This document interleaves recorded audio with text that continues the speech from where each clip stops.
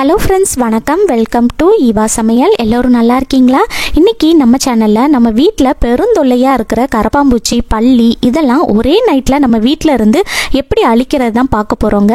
கரப்பாம்பூச்சிலாம் நம்ம வீட்டுக்குள்ளே வந்துருச்சு அப்படின்னா அவ்வளோ ஈஸியாக அது வந்து போகவே செய்யாதுங்க. இந்த கரப்பாம்பூச்சை வந்து அழிக்கிறதுக்கு நம்மளும் கடைகளில் அதிக காசு கொடுத்து கிட் ஸ்ப்ரே அந்த மாதிரி நிறைய ஸ்ப்ரேலாம் வாங்கி யூஸ் பண்ணுவோம்.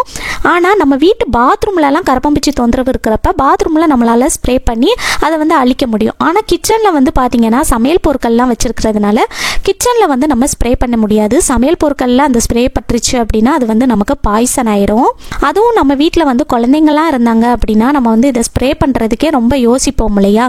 அந்த மாதிரி இல்லாமல் நம்ம எல்லார் வீட்லேயும் இருக்கிற குறைவான பொருளை வச்சு நம்ம வீட்டில் ஒரே நைட்டில் கரப்பாம்பூச்சி, பல்லி இது எல்லாத்தையுமே எப்படி அழிக்கிறது தான் பார்க்க போகிறோங்க. வீடியோவே ஸ்கிப் பண்ணாமல் பாருங்கள். நம்ம சேனலை இப்போ தான் ஃபஸ்ட் டைம் பார்க்குறீங்கன்னா சப்ஸ்கிரைப் பண்ணலன்னா சப்ஸ்கிரைப் பண்ணிக்கோங்க ஃப்ரெண்ட்ஸ். பக்கத்தில் இருக்க நோட்டிஃபிகேஷன் பெல் ஐகானை கிளிக் பண்ணிக்கோங்க. ஒரு பெரிய வெங்காயம் எடுத்திருக்கேங்க. இதில் நமக்கு பாதி மட்டும்தான் தேவைப்படுங்க. முழு வெங்காயம் நமக்கு தேவைப்படாது. பாதி மட்டும் கட் பண்ணி எடுத்துக்கலாம். கட் பண்ணி எடுத்துட்டு அதுக்கப்புறமா இந்த வெங்காயத்தோட தோலை வந்து உரித்து எடுத்துக்கோங்க. பொதுவாக நம்ம வந்து வெங்காயத்தை வெட்டும் போதே நமக்கு வந்து கண்ணில் வந்து கண்ணீர் வரும். அது வந்து பார்த்திங்கன்னா அவ்வளோ காட்டமாக இருக்கும் இல்லையா? அந்த நெடி வந்து ரொம்ப அதிகமாக இருக்கும். அதனால பார்த்திங்கன்னா இது வந்து கரப்பாம்பூச்சி, பல்லிகளுக்கெல்லாம் சுத்தமாக ஆகாதுங்க. பெரிய வெங்காயத்துக்கு பதிலாக நீங்கள் சின்ன வெங்காயம் கூட யூஸ் பண்ணிக்கலாங்க. சின்ன வெங்காயம் எடுத்தீங்க அப்படின்னா ஒரு 5லேருந்து 6 வெங்காயம் போல் எடுத்திங்கனாலே போதுங்க. இப்போது இந்த வெங்காயத்தை நம்ம கட் பண்ணி எடுத்துக்கலாங்க. கட் பண்ணி எடுத்துகிட்டு இதை வந்து ஒரு மிக்ஸி ஜாரில் போட்டுக்கலாம். பாருங்கள், நான் வந்து ஒரு சின்ன மிக்ஸி ஜார் எடுத்திருக்கேன். இதில் வந்து சேர்த்துக்கலாங்க.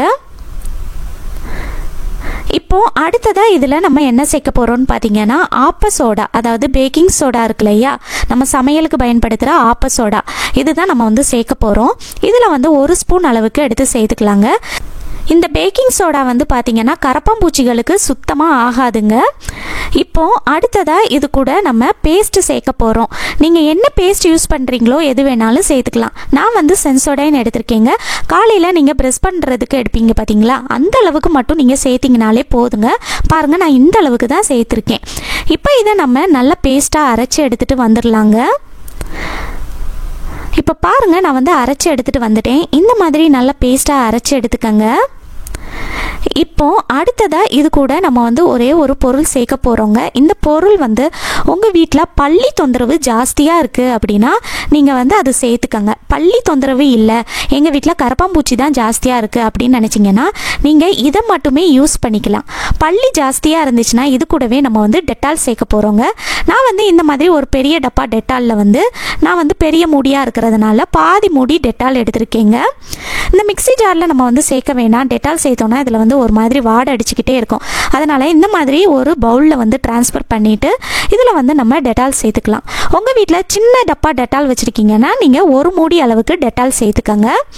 இப்போ வந்து ஒரு ஸ்பூனோட பேக் சைடை வச்சு நம்ம வந்து இந்த மாதிரி நல்லா மிக்ஸ் பண்ணி விட்டுறலாங்க. இப்போ அடுத்ததாக இன்னொரு பவுல் எடுத்துக்கங்க. இதில் நம்ம ட்ரான்ஸ்ஃபர் பண்ணிக்கலாம். ஒரு ஃபில்ட்ரு வச்சு நீங்கள் வந்து நல்லா வடிகட்டி எடுத்துக்கங்க. இந்த மாதிரி கையை வச்சு நல்லா ப்ரெஸ் பண்ணி அந்த சாறு எல்லாத்தையுமே நல்லா ரிலீஸ் பண்ணிக்கலாங்க. இந்த வேஸ்ட்டை நீங்கள் தூக்கி போட்டுறாதீங்க. இதையுமே நம்ம வந்து யூஸ் பண்ணிக்கலாங்க. இதை வந்து நம்ம தனியாக இன்னொரு பவுலில் வச்சுக்கலாம். லாஸ்ட்டாக இதை நான் எப்படி யூஸ் பண்ணுறதுன்னு சொல்கிறேங்க. இப்போது நம்ம ரெடி பண்ணி எடுத்த இந்த லிக்யூட் இருக்குது பாருங்கள், இதை வந்து நம்ம ஒரு ஸ்ப்ரே பாட்டிலில் சேர்த்துக்கலாங்க. உங்கள் வீட்டில் ஸ்ப்ரே பாட்டில் இல்லை அப்படின்னா நம்ம கடைகளில் ஜூஸ் பாட்டில்னால் வாங்கினோன்னா இந்த மாதிரி பாட்டில் கிடைக்கும் இல்லையா? அதோட மூடியில் வந்து ஊக்க வந்து நல்ல நெருப்பில் வாட்டி ஓட்டை போட்டு எடுத்துக்கோங்க. இப்போ இதுக்குள்ளே நம்ம ரெடி பண்ணி எடுத்த இந்த லிக்யூடை சேர்த்து நம்ம ஸ்ப்ரே பாட்டில் மாதிரி யூஸ் பண்ணிக்கலாங்க. ரொம்பவே எஃபெக்டிவான லிக்யூடுங்க. கண்டிப்பாக ட்ரை பண்ணி பாருங்கள். இப்போ இந்த பாட்டிலை நம்ம க்ளோஸ் பண்ணிவிட்டு இதை அப்படியே எடுத்துகிட்டு போய் நம்ம வீட்டில் கரப்பாம்பூச்சி, பல்லிலாம் எங்கெல்லாம் வருமோ அங்கெல்லாம் ஸ்ப்ரே பண்ணி விட்டுறலாங்க. ஃபஸ்ட்டு வந்து நம்ம வீட்டில் இருக்கக்கூடிய சிலிண்டர் இருக்குது பாருங்கள், அதுக்கு அடியில் இருக்கிற ஓட்டைக்குள்ளே நைட் நேரத்தில் கரப்பாம்பூச்சிகள்லாம் தங்கியிருக்குங்க. இந்த மாதிரி இருட்டாக இருக்கிற இடத்துல தான் கரப்பாம்பூச்சிகள் அதிகமாக தங்கியிருக்கும். ஸோ இந்த ஓட்டைக்குள்ளே நம்ம வந்து நல்லா ஸ்ப்ரே பண்ணி விட்டுறலாம். நைட்டு தூங்க போகிறதுக்கு முன்னாடி இந்த மாதிரி ரெடி பண்ணி எடுத்து ஸ்ப்ரே பண்ணி விடுங்க.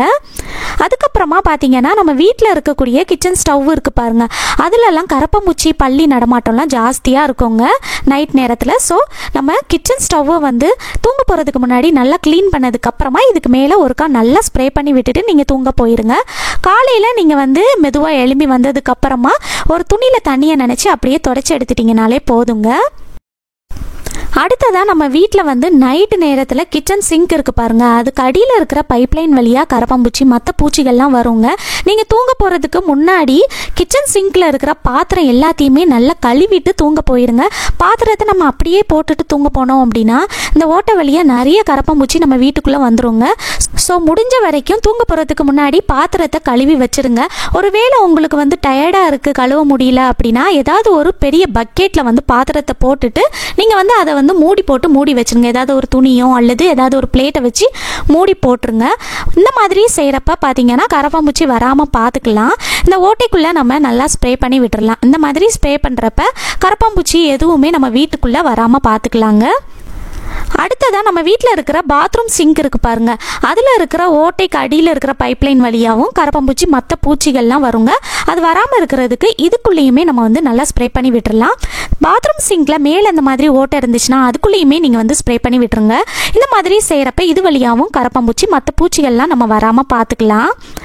அடுத்ததாக நம்ம வீட்டில் பள்ளி எங்கெல்லாம் வருமோ அங்கெல்லாம் ஸ்ப்ரே பண்ணி விட்டுறலாங்க. நம்ம வீட்டில் இருக்கக்கூடிய கதவு இருக்குது பாருங்கள், அந்த கேப்புக்கு பின்னாடிலாம் பள்ளி நடமாட்டம் ஜாஸ்தியாக இருக்கும். ஸோ அந்த கேப்புக்குள்ளெல்லாம் நான் வந்து இந்த மாதிரி நல்லா ஸ்ப்ரே பண்ணி விடுறேன். இது போல் உங்கள் வீட்டில் கரப்பாம்பூச்சி பள்ளி எங்கெல்லாம் வருமோ அங்கெல்லாம் ஸ்ப்ரே பண்ணி விட்டுருங்க.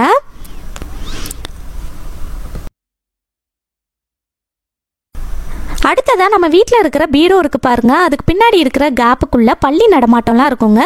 ஸோ அதுக்குள்ளேயுமே நம்ம இந்த மாதிரி நல்லா ஸ்ப்ரே பண்ணி விட்டுறலாங்க.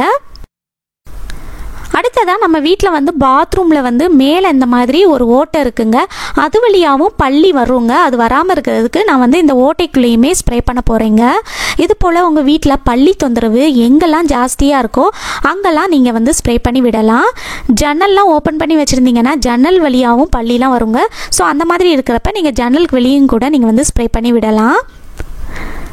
இப்போது அடுத்ததாக நம்ம ஸ்ப்ரே பண்ணதுக்கு போக மிச்சம் இருக்கிற அந்த லிக்யூட் இருக்குது பாருங்கள், அதை வந்து நம்ம வீட்டில் வந்து செவருக்கு மேலெல்லாம் பள்ளி நடமாட்டம் ஜாஸ்தியாக இருக்கும் இல்லையா, அதுக்கு வந்து ஒரு சூப்பரான டிப் தாங்க பார்க்க போகிறோம். இந்த மாதிரி ஒரு பவுலில் லிக்யூடை சேர்த்துக்கங்க.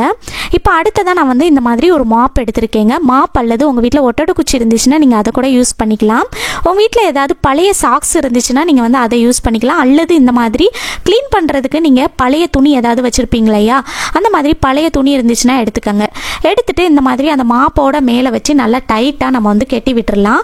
நீங்கள் சாக்ஸ் யூஸ் பண்ணுறீங்க அப்படின்னா டைட்டாக ஒரு ரப்பர் பேண்ட் போட்டு நீங்கள் வந்து யூஸ் பண்ணிக்கலாங்க.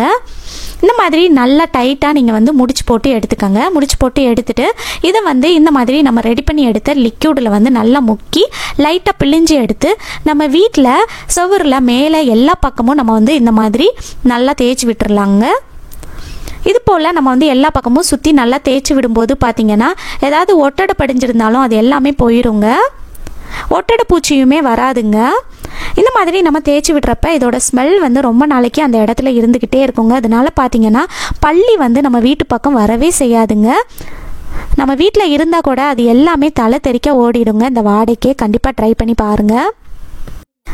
அடுத்ததாக நம்ம வந்து வேஸ்ட்டை வந்து தனியாக வச்சுருந்தோம் இல்லையா, அதை வந்து எப்படி யூஸ் பண்ணுறதுன்னு பார்க்கலாங்க. ஒரு நியூஸ் பேப்பர் எடுத்துகிட்டு அதை வந்து இந்த மாதிரி சின்ன சின்னதாக நீங்கள் பீஸ் போட்டு எடுத்துக்கோங்க. பாருங்கள், நான் வீடியோவில் காட்டுற மாதிரி குட்டி குட்டியாக கட் பண்ணி எடுத்துக்கோங்க. இப்போ இதை வந்து கொஞ்சம் கொஞ்சமாக எடுத்து இந்த நியூஸ் பேப்பருக்கு மேலே வந்து வச்சிடலாங்க. எல்லா பீஸ்லேயும் நீங்கள் வந்து கொஞ்சம் கொஞ்சமாக எடுத்து வச்சு விட்டுருங்க. வச்சு விட்டுட்டு இதை வந்து எடுத்துகிட்டு போய் நம்ம வீட்டில் கரப்பாம்பூச்சி எங்கெல்லாம் வருமோ அங்கெல்லாம் நம்ம வந்து வச்சு விட்டுறலாங்க.